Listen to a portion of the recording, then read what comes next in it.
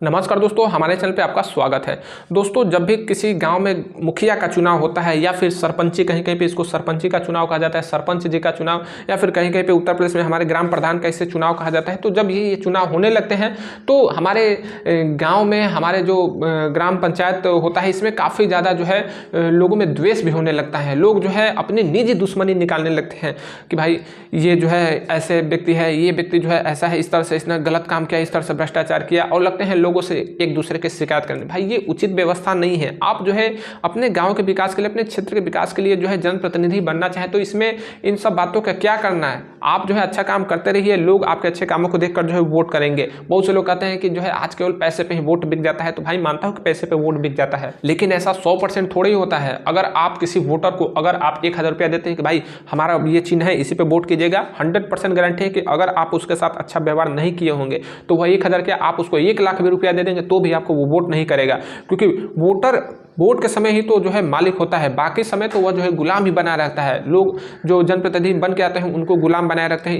इस चीज़ को जो है जो प्रत्याशी होते हैं उनको भी पता होता है, और इस चीज़ का जो वोटर होता है उसको भी पता होता है कि कब उसके जो है समय आएगा। तो जब समय आता है वोटर का तो वो जो है अपना सोच समझ के ही वोट करता है। लेकिन हमारी जो चुनाव प्रक्रिया है ना, वह चुनाव प्रक्रिया इतनी घटिया चुनाव प्रक्रिया बन गई है, इतनी खराब चुनाव प्रक्रिया बन गई है कि एक व्यक्ति जो वोट करना चाहता है अच्छे उम्मीदवार को, वह अच्छा उम्मीदवार को अपना वोट भी नहीं दे पाता है। तो ना तो यहाँ पर वोटर स्वतंत्र हो, अपना वोट देने के लिए स्वतंत्र है, और ना ही एक उम्मीदवार भी स्वतंत्र नहीं है कि वह अपना राजनीति में या फिर ग्राम प्रधानी में या फिर मुखियाई में, सरपंची में, विधायकी में वह अपना उम्मीदवारी कर पाए। जी हाँ दोस्तों, लोग स्वतंत्र नहीं है, केवल यह नाम का लोकतंत्र है। लोकतंत्र का केवल मुखौटा लगाया गया है भारत के ऊपर, बाकी यहाँ पे लोकतंत्र नहीं है। अगर लोकतंत्र सही से अगर रहता तो लोकतंत्र का मतलब होता लोगों की सरकार, लोगों द्वारा बनाई गई सरकार, और उस लोगों का जो सरकार होता है, लोगों द्वारा बनाई गई सरकार का जो पावर होता है वो काफ़ी बड़ा होता है। उसको जो है कोई प्रशासनिक व्यवस्था में बैठा हुआ कोई व्यक्ति जो है, चाहे डीएम हो या फिर एसडीएम हो या फिर कमिश्नर हो, वह उसको जो है आंख नहीं दिखा सकता और उसके विकास के कार्य को वह जो है रोक नहीं सकता। लेकिन आज वैसी चीज़ें हो रही हैं। अभी जो सलाह पंचायत में विपिन सर के साथ जो हो रहा है वो समझिए कि बिल्कुल ये समझिए कि एक संकेत है कि यहाँ पे जो है मुखिया का, ग्राम प्रधान का या फिर सरपंच को कहा जाए, इनका कोई भी पावर नहीं रह गया है। क्योंकि कई जगह पर मैंने भी देखा है कि जो ग्राम प्रधान जो अपने गांव के विकास के लिए कुछ जो है योजना बनाते हैं कि इस तरह से हम अपने गांव का विकास करना चाहते हैं और हमें इतने फंड की ज़रूरत है या फिर इस तरह के जो है हमें जगह की ज़रूरत है और हम जो है अपने गाँव के विकास के लिए ये कार्य करना चाहते हैं।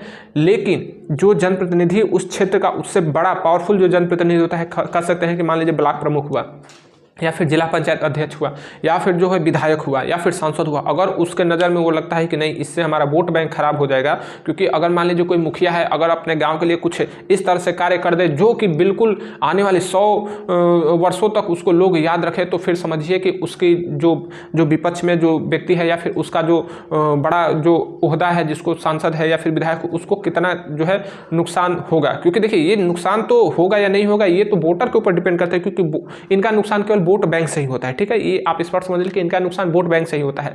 तो भाई वोट बैंक के लिए आप अच्छा कार्य कीजिए, आप भी अच्छा कार्य कीजिए। अगर विपिन सर ग्राम पंचायत भवन बनवा रहे हैं, ग्राम पंचायत की बिल्डिंग बनवा रहे हैं, तो आप भी अपने क्षेत्र के लिए बहुत बड़ा जो है हॉस्पिटल बनवा दीजिए। अपने क्षेत्र के विकास के लिए कोई इंटर कॉलेज बनवा दीजिए या फिर कोई बहुत बड़ा जो है हाई स्कूल बनवाइए। आप भी कुछ कार्य कीजिए। किसी का हाथ तो विपिन सर ने नहीं बांधा है कि नहीं भैया विपिन सर जो है हमारे हाथ बांधे हैं, हम अपने गांव के, अपने क्षेत्र के विकास नहीं कर पा रहे हैं। भाई आप भी विकास कीजिए। भाई विपिन सर एक ग्राम पंचायत के जो है वह मुखिया है, अपने सलाह ग्राम पंचायत के वो मुखिया है, तो हर मुखिया का यह फर्ज होता है कि उसके ग्राम पंचायत में ग्राम सचिवालय हो, ठीक है, ग्राम पंचायत का भवन हो। यह सरकार भी जो है फंडिंग करती है, चाहे किसी भी स्टेट के सरकार हो, चाहे हमारे उत्तर प्रदेश के हो या फिर बिहार को, हर स्टेट के जो है सरकार चाहते हैं कि उसके जो पंचायत हो उसमें पंचायत में पंचायत सचिवालय बने, पंचायत भवन बने, ताकि जो भी पंचायत के लोगों की समस्या है वह उनको बार बार जो है ब्लॉक पर, जिसको मंडल कहा जाता है, या फिर तहसील जिसको अनुमंडल कहा जाता है, वहाँ पर दौड़ को नहीं जाना पड़े, क्योंकि बहुत दूरी होती है गांव से वहाँ पहुँचने में। और कुछ गांव का जो है भौगोलिक स्थिति इतनी खराब होती है कि ना तो वहाँ पर कायदे से रोड होता है, ना ही कायदे से वहाँ पे कोई जो है गाड़ी पहुँच पाती है जिससे वह जा सके। बहुत से बिहार में तो खासकर इस तरह से बहुत से ऐसे पंचायत है जहाँ पे नदियाँ जो है चारों ओर से घेरे हुई है, जब भी बाढ़ आता है तो पूरा समझिए कि गाँव ही डूब जाता है। लोगों का जो संपर्क है जिला मुख्यालय से या फिर अनुमंडल मुख्यालय से वो कट जाता है, तो काफ़ी उनको दिक्कतें होती है। तो इन्हीं सब दिक्कतों को देखते हुए विपिन सर जो है अपने गांव के विकास के लिए, अपने क्षेत्र के विकास के लिए एक ग्राम पंचायत भवन का जो है निर्माण करवा रहे हैं। लेकिन यहाँ पे जो है डीएम है या फिर जो और भी जो प्रशासनिक अधिकारी है, पहले तो एक डीएम ही थे लेकिन अब प्रशासनिक अधिकारी जो है एकजुट होने लगे हैं, लामबंद होने लगे हैं कि नहीं, इनका काम तो हम बिल्कुल नहीं करने देंगे। और खासकर और ऊपर से बड़े जो जनप्रतिनिधि हैं उनका फ़ोन हमेशा घूमते रहा है कि भाई ये काम नहीं होना चाहिए, किसी भी स्तर से ये काम नहीं होना चाहिए, ताकि लोगों को लगे कि विपिन सर जो है गलत थे और इसलिए इनका काम रोक दिया गया। और जब यह काम रुक जाएगा, कुछ दिन बाद जो है यह मैटर शांत हो जाएगा, तो लोगों के माइंड में एक सेट हो जाएगा, एक माइंड सेट बन जाएगा कि नहीं, ये व्यक्ति गलत जगह पे था, इसीलिए जो है इसका काम नहीं हो पाया। भैया आप लोग समर्थन कीजिए विपिन सर का, क्योंकि जिस तरह से राजनीति हो रही है, जिस तरह से इनको दबाने का प्रयास किया जा रहा है ना, वो समझिए कि आप चाहे कहीं के भी व्यक्ति हो, चाहे बिहार के किसी भी जिले से व्यक्ति नहीं, ये नहीं कि केवल वैशाली जिले से ही जो व्यक्ति जुड़ा है या फिर जो सलाह ग्राम पंचायत का जो व्यक्ति है उसी का यह लड़ाई अब नहीं रहा है। ये समझिए कि हर जगह की एक लड़ाई हो गई, चाहे कोई भी मुखिया हो,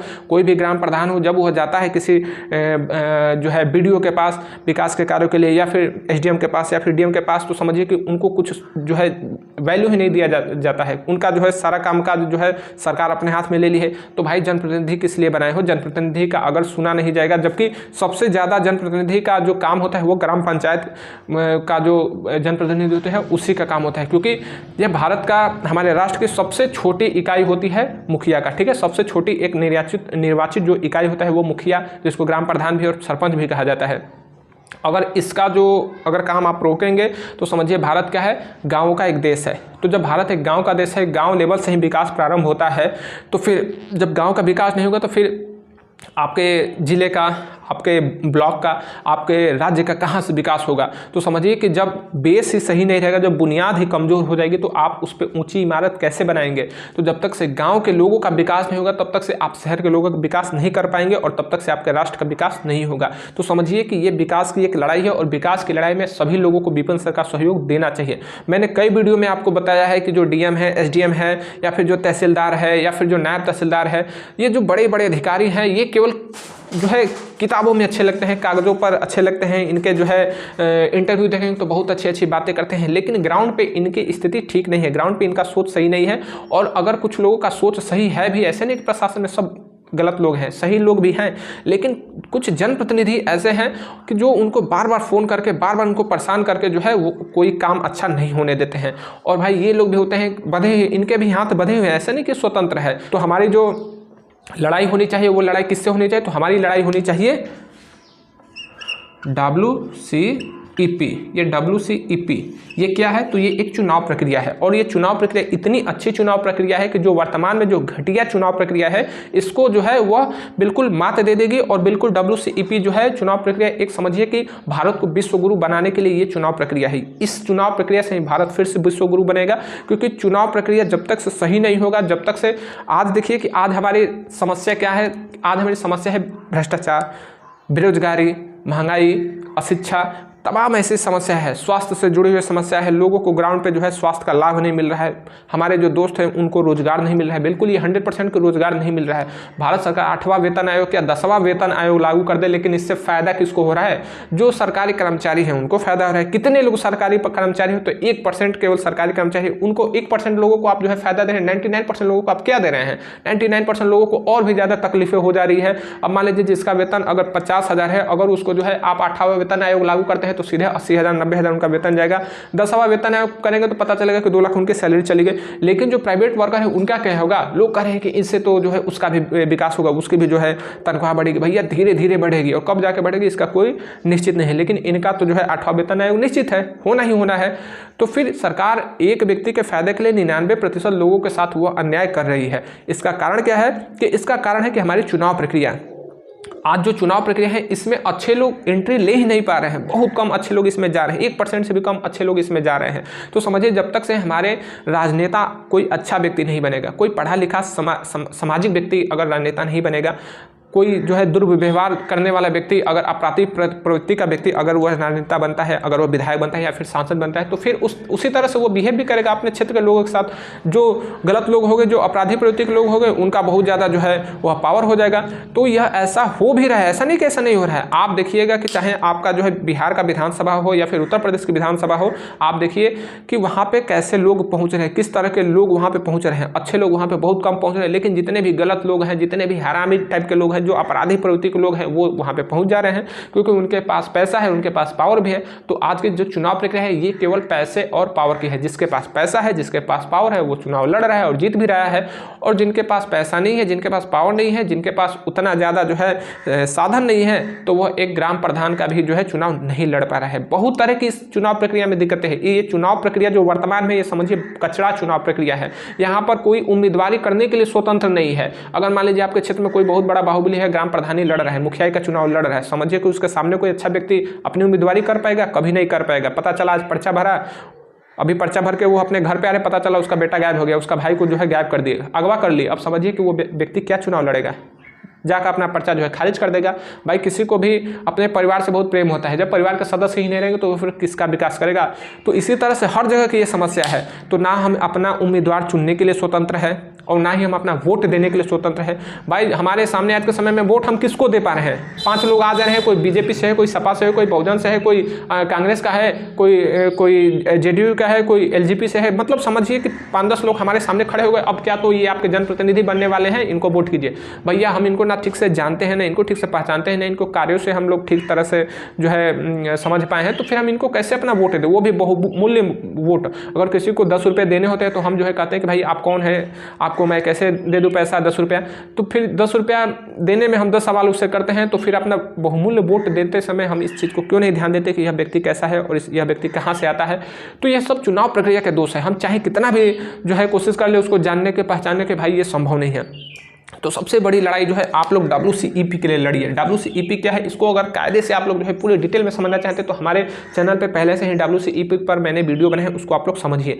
क्योंकि चाहे आप भ्रष्टाचार के लिए कितना लड़ाई लड़े, बेरोजगारी के लिए चाहे कितना लड़ाई लड़ ले, चाहे आप कितना भी बड़े अधिकारी से या फिर जनप्रतिनिधि से लड़ ले, आपको फायदा कुछ नहीं होगा। क्योंकि इस लड़ाई को बहुत पहले जो है अन्ना हजारे भी लड़ चुके हैं भ्रष्टाचार के लिए, रवीश कुमार भी बेरोजगारी के लिए लड़ चुके हैं, लेकिन उनका रिजल्ट क्या आया? ग्राउंड पे रिजल्ट कुछ भी नहीं है। चाहे आप 1000 कुर्बानियाँ दे दे, जब तक से देश की चुनाव प्रक्रिया नहीं सुधरेगा तब तक से जो है कुछ हमारे देश का विकास नहीं होने वाला है। तो इन सब से लड़ने के बजाय हमें केवल WCEP जो है एक बार समझना है। WCEP क्या है, कैसे है, हमारे चैनल पे वीडियो बनाया, मैंने वीडियो बनाया है, उसमें लोगों को समझाया भी है कि बिल्कुल यह नया चुनाव प्रक्रिया है। लेकिन मैं गारंटी देता हूं कि इसी चुनाव प्रक्रिया की वजह से जो है भारत का विकास सुधरेगा, भारत की स्थिति सुधरेगी और अच्छे लोग जो है हमारे राजनीति में आएंगे। जब अच्छे लोग हमारे राजनीति में आएंगे तो फिर सब कुछ जो है सही होगा, हमारे ग्राउंड पे भी उसका अच्छा रिजल्ट आएगा और हमारा भारत फिर से विश्व गुरु बनेगा।